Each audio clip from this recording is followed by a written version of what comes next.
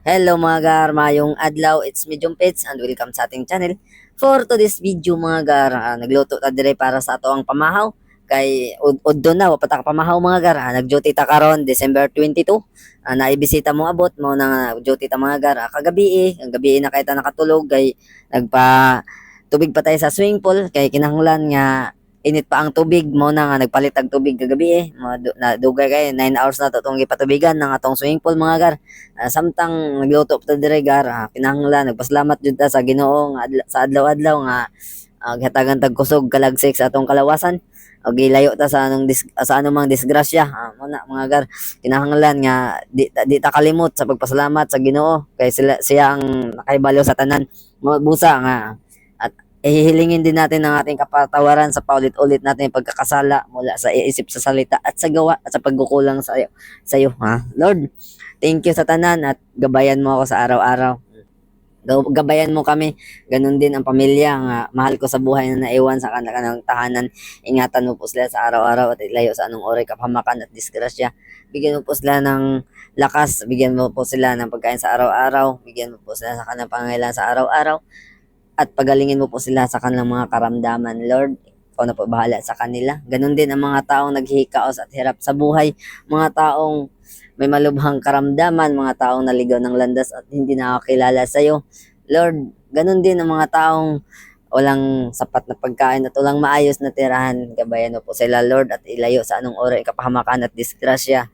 Lord, basbasan mo po sila upang magbalik loob na sa iyo at muling makakilala sa iyo. Patawarin mo po sa mga nagawang pagkakasala. Lord, ganun din po, Lord, ang mga may malubhang karamdaman, pagalingin mo po sila sa kanilang mga sakit. Lord, ikaw na po ang bahala sa amin, sa akin, sa araw-araw kong pagtatrabaho. Ganun din ang company o ang namumuno sa proyekto na aking pinagtrabahuan. Ingatan mo po sila sa araw-araw na pagdadrive at uwi sa kanilang pamilya.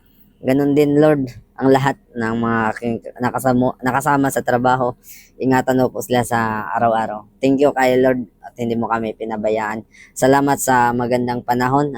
Makulimlim na panahon pero maganda dahil kami ay nagising at maayos pa ang pag-iisip at hindi mo kami kinukulangan sa anumang bagay o anumang meron kami.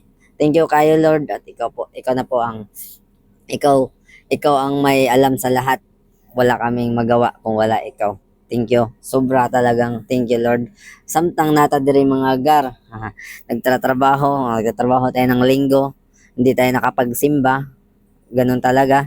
Minsan ang buhay, tayo ang mag-adjust. Tayo mag-adjust. May bisita ang darating ngayon mga gar. Kaya mag-duty tayo. Karon ato ning i-check ang pamprom kay gumana tong pamprom dahil nagpakaskid tayo tapos nag-vacuum yung kasama natin dito na naka-duty.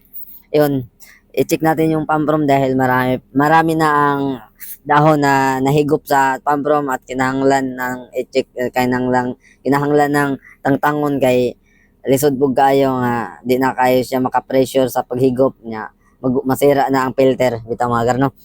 Karon ato sa ning limpyuhan, limpyo kayo ang palibot, limpyo kayo ang panahon karon. Thank you jud kayo Lord. Mo ni tangtangon usa nato ni mga gar para maging maayos din yung wala yung aberya kay lisod kayo magka-trouble. Mo na mga gar no, kay na di lalim bitaw kay sa tuwa ang kasaba. Bitaw sa tinuod lang gid pod ang pwede diri nga mag-check unta sa filter ang nag-vacuum mga gar no, kay sila ang makahibaw kung siyempre makita nila doon nag-vacuum sila wa na pressure di na kayo makahigop unya wa na kayo pressure sa pagbalik sa tubig, ibig sabihin puno na ang filter. Dapat ilaha po ng untang i-check ba o kahuman i-concern sa to o dapat sila po ang maglimpyo niya na pero okay ra na oy.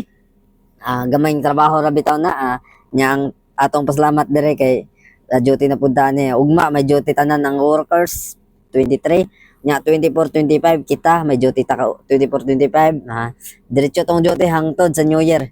Grabe yung duty na to Thank you pero salamat kayo sa tuwang PIC kay pina-duty jud ta sa adlaw-adlaw, wala ta tangtangi og oras at OT ha.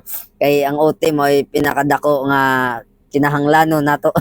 Dako kay ta og OT manggod ay dako kay tabang na sa tuwa. Sa kay minimum wage nato nya pila ra gud na sa usa 8 ka oras nya atong OT may pinakadako og tabang kay pangbugas-bugas din na ha. Thank you kay sa to ang PIC kay wala ta tangtangi og oras sa atong OT bitaw ha.